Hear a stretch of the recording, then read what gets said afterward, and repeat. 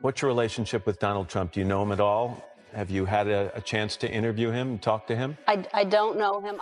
And finally, Donald Trump's presidential win has sparked an exodus of American celebrities, many of whom are now seeking refuge abroad. The latest one to join the list is former TV show host Ellen DeGeneres, who along with her partner Portia de Rossi has swapped the Stars and Stripes for the Union Jack. They've left behind their lavish California estates and relocated to England's posh countryside. The move was reportedly long planned but hastened by Trump's win. Here's more on Tinseltown's exit. What happens when daytime's sassiest talk show queen decides she's had enough of America's loudest orange? Ellen DeGeneres just flipped the script and called out Donald Trump with that signature smile and a roast so slick even her dancing shoes caught fire. Think sunshine and shade rolled into one savage monologue. Trump's team scrambled, Truth Social nearly imploded, and Mar-a-Lago's Wi-Fi mysteriously cut out. If you thought Ellen only served laughs, buckle up, because she just served judgment with a side of glitter. I have not spoken to him since he's run for president or become president. Would you like him to come on the show? Before we move on, smash that like button and subscribe because you know you don't want to miss out on this one.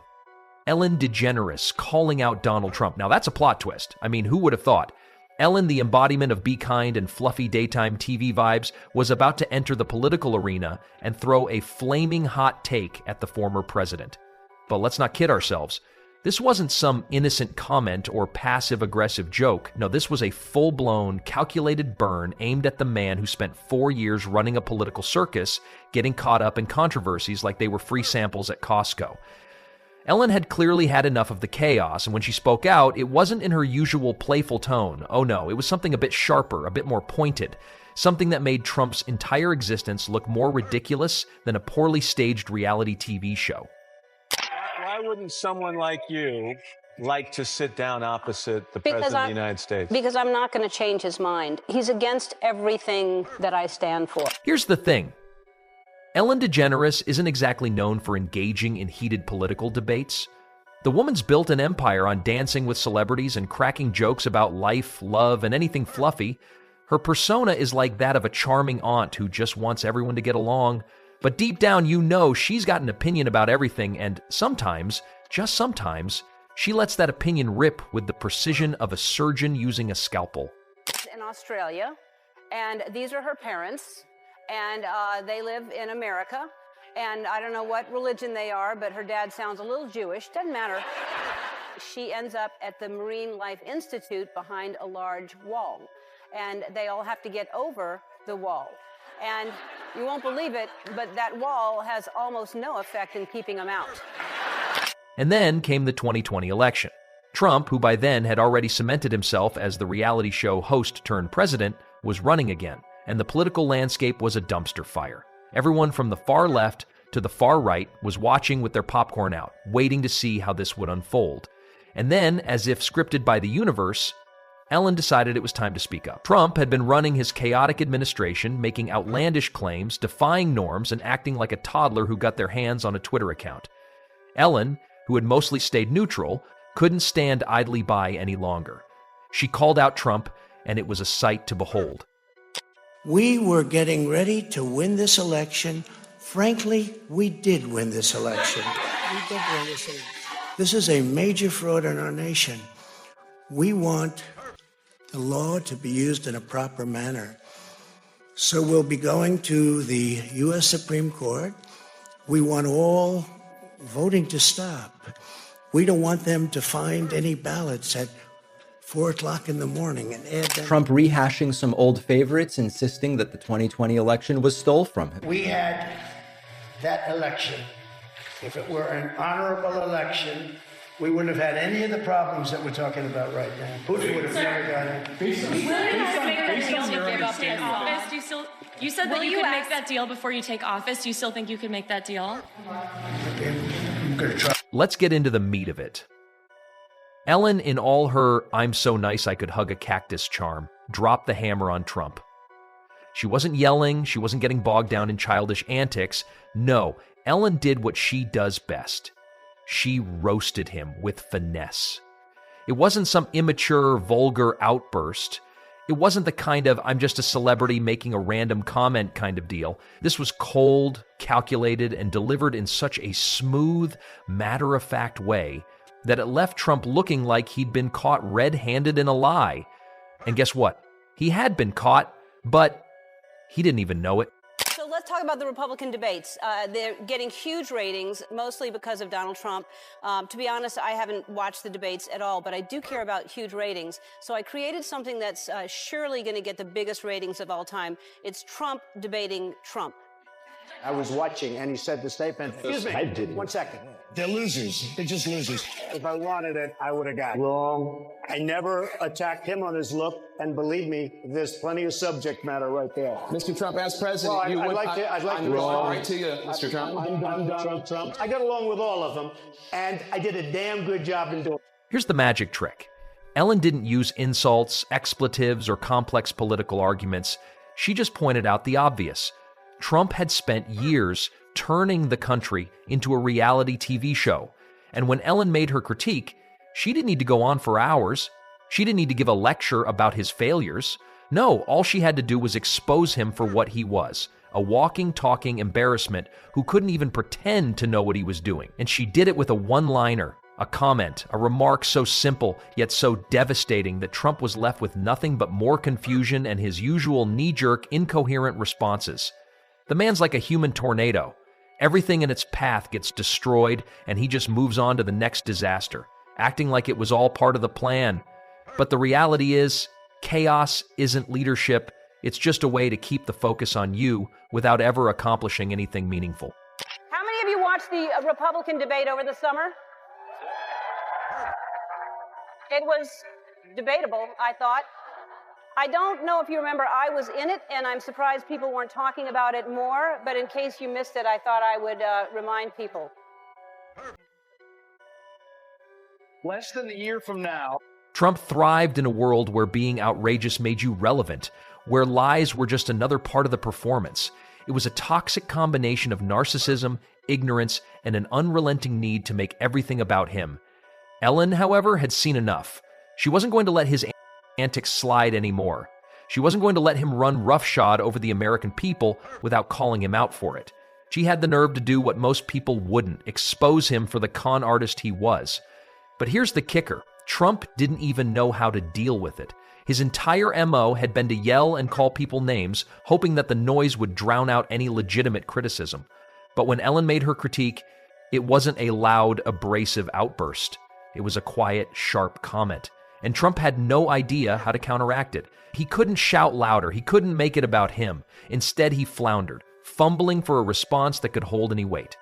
Ask you about your business record. I give to everybody. When they call, I give. And you know what? Most of the people on this stage I've given to. Not me.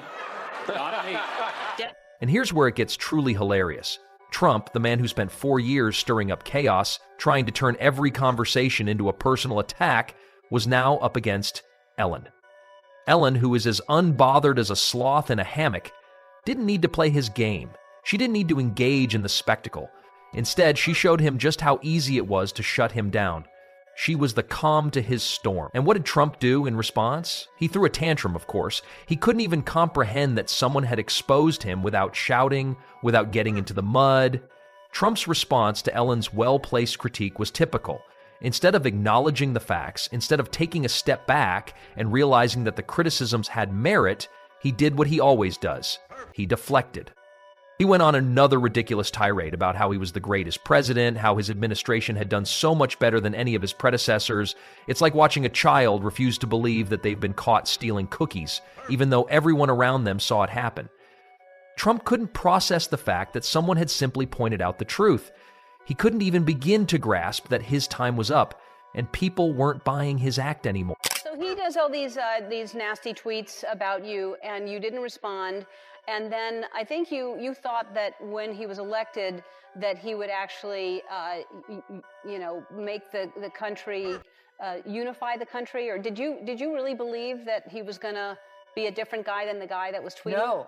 No. Oh, I thought you did. So my reaction was, when he started tweeting and people were sort of horrified and shocked, weren't you paying attention? Like, for me, it was like, yes, of course, we knew he was going to behave this way. Ellen isn't a politician. She's not a bombastic pundit out there making waves with every headline. She's just an entertainer, a person who knows how to use humor, grace, and sharp observation to make a point. And that's exactly why her calling out Trump worked so well. She didn't need to get into a drawn-out battle. She didn't need to engage with Trump's endless stream of lies.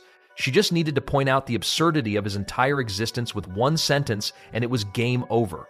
Trump didn't have the emotional intelligence to deal with it. He couldn't counteract it.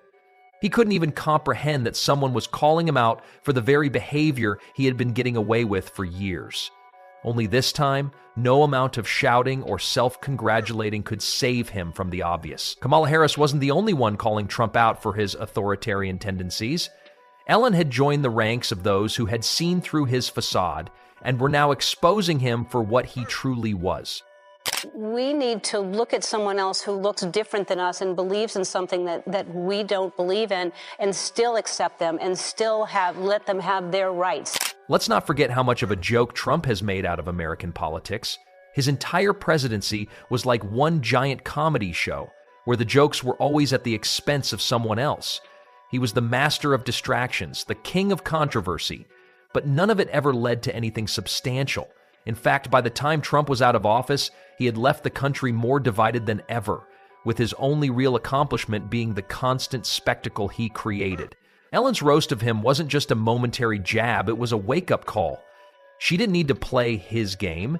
She just pointed out that, at the end of the day, his behavior was nothing more than a reality show act designed to grab attention. And what happened? Trump got destroyed by his own inability to rise above the chaos.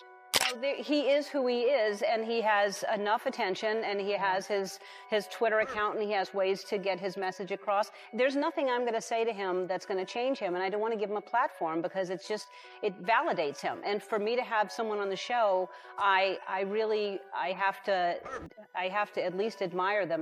And here we are, with Trump still trying to grasp for control. His inability to process any criticism without lashing out continues to be his greatest flaw. As he rambles on about his perfect presidency and how the world is out to get him, the reality is clear to everyone watching.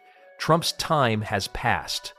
Ellen's exposure of Trump wasn't just a simple call-out. It was a moment that highlighted just how irrelevant he's become. Trump will never be able to comprehend that his greatest asset, his ability to command attention through chaos, was also his greatest downfall. Meanwhile, Ellen is out there living her best life, taking the high road, and showing the world that you don't need to stoop to Trump's level to make a point. You don't need to be loud. You don't need to be obnoxious. You just need to be right, and sometimes that's enough. See, Ellen DeGeneres didn't just call out Donald Trump. She incinerated the man with the finesse of someone casually sipping oat milk while dismantling an overinflated ego. She didn't launch into a 10-minute takedown or unleash a rant that scorched the earth. No. Ellen, being the queen of the passive-aggressive precision strike, dropped one word. One perfectly placed, beautifully timed word. And Trump? Oh, he spiraled faster than a Wi-Fi outage at Mar-a-Lago. Outdone, Donald Trump has come out with his own children's books. Don't ask me how, but I got a hold of some of them. And here is the first one right here. It's the cat in the Make America Great Again hat.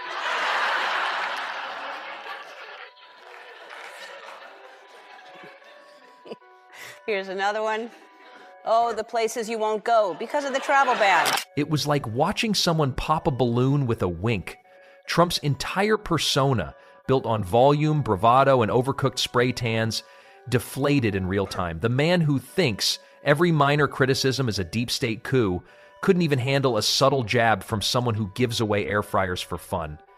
That's not just fragile, that's glass house, soap bubble, break at the slightest breeze levels of fragile. While Trump scrambled to cobble together some kind of comeback, probably rage typing with Cheeto dust on his thumbs, Ellen had already moved on, probably dancing backstage and high-fiving her interns. She didn't even have to try to humiliate him. That's how low the bar is. You don't need a roast when the subject is already halfway cooked. I can't have someone that I feel is not only dangerous for the country and for me personally as a gay woman, but as to the world. He's dividing all of us, and I think I don't want to This wasn't a battle of wits. This was a public unraveling. Trump, the so-called king of comebacks, got verbally curb-stomped by a talk show host who usually spends her afternoons interviewing puppies and handing out Target gift cards. And she did it without breaking a sweat, because that's what happens when the truth is so obvious it doesn't need dressing up. Ellen didn't just walk away with her head held high. She moonwalked off that metaphorical stage while Trump stood there confused, twitching, and looking for someone to blame. It's poetic justice in pastel. Sometimes you don't need fire to take down a bully. You just need a smile, drop one savage syllable, and let them combust all on their own.